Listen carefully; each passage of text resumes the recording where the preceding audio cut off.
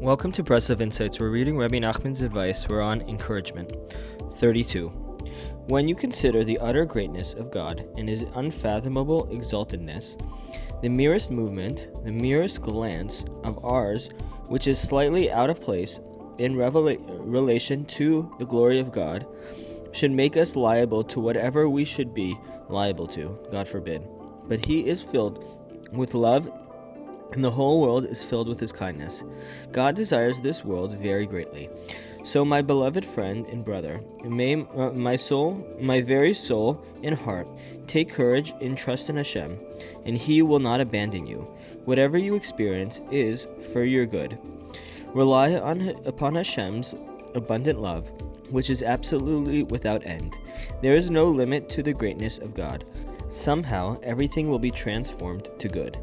Even the intentional sins will be transformed into merits. Only remain firm. 33. That man has the evil inclination is really a great thing. Thus, man can serve God with the evil inclination itself. Even when it is exposed to the burning of the evil inclination, he can still strengthen himself, even then, and try to draw some of its passion into the service of God.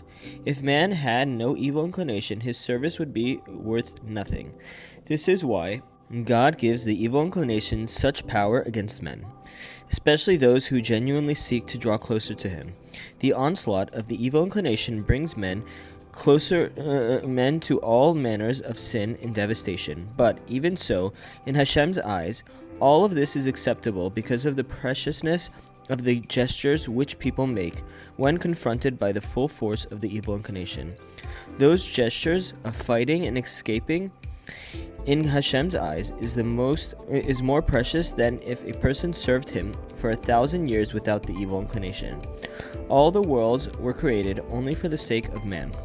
The whole preciousness and greatness of man lies in the fact that he is confronted by this strong evil inclination. The more it arrays itself to attack, the more precious in Hashem's eyes is every single gesture one makes to strengthen oneself against it.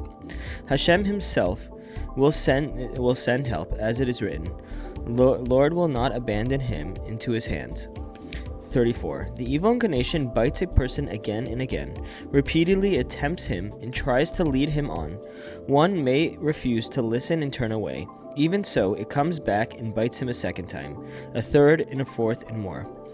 If one is absolutely determined, obstinately refusing to bow to it in any way, then eventually the evil inclination will just leave. The same thing is true when it comes to the confusing thoughts which rise up in the mind when we are praying. The same thought comes again and again and tries to dumb the person. He must be firm and pay no attention whatsoever. 35. When a person reaches a very exalted level of holiness, for example, when he draws closer to the true tzaddik, at times it can happen that precisely at this moment he experiences an impure emission, God forbid.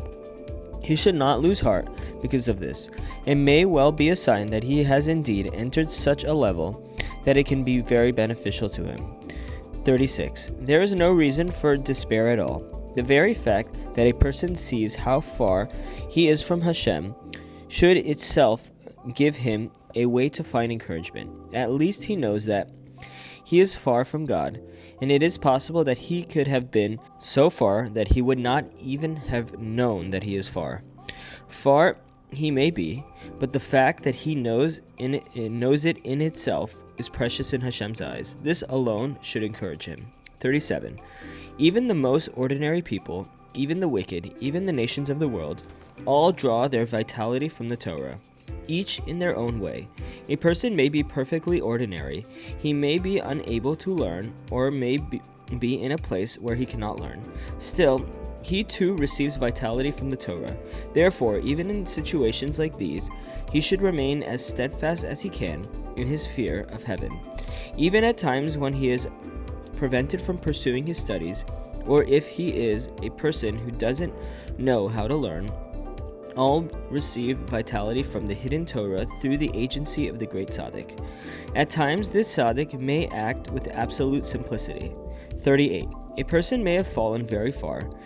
He may be sunk in the lowest pit of Gehenna, but he can still restore and rebuild with the help of the true tzaddik, because through the tzaddik all can receive vitality from the realm of holiness regardless of their situation. Therefore, despair is absolutely ruled out. No matter where you may have fallen, remember that there is still hope for you to return to God.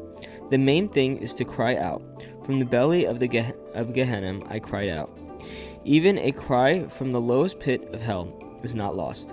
Cry and cry and cry again. Do not despair and do not stop crying out to God. Cry and plead with Him no matter what, no matter who or what you are, until He looks down from the heavens and sees. 39. Even in the lowest pit of hell, it is possible to be close to God. 40. If you believe it is possible to destroy, then believe it is possible to repair. Thanks, and we'll continue tomorrow.